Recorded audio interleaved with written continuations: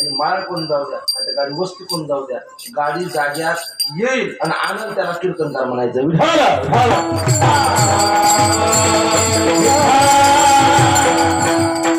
आपण नदीचा चोर गळा बांधून आलो, पंढरीचा चोर तिच्या गळ्यात चोर बांधायचा भक्तीचा, त्याला बंदिस्त हृदयात करायचं. हृदयात त्याने बंदिस्त केला तसा हृदयामध्ये रामू इथून सुरुवात झाली आपली.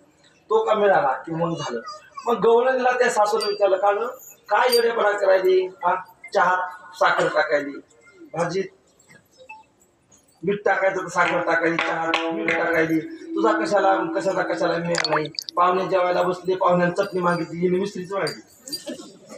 पाहुणे चटणी अशी कशी काय, घ्या गप, आमच्याकडे चटणी काळीच असते.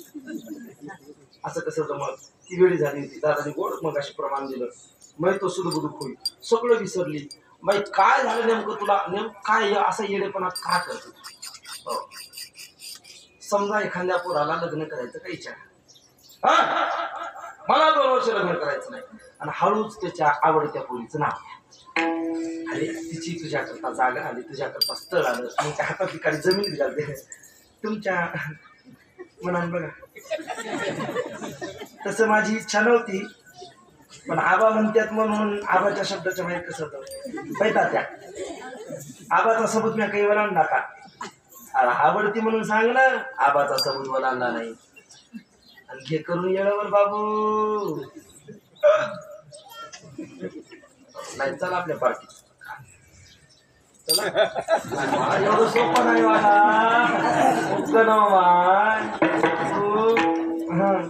चला खोट बोलायचं नाही, चला तर मग ओरिजिनल चला, खोट बोलायचं नाही बरं का.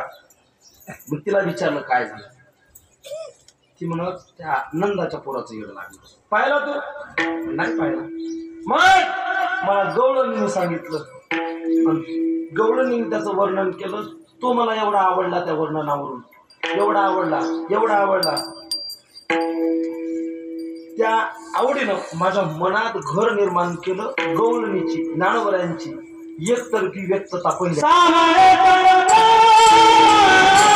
Thank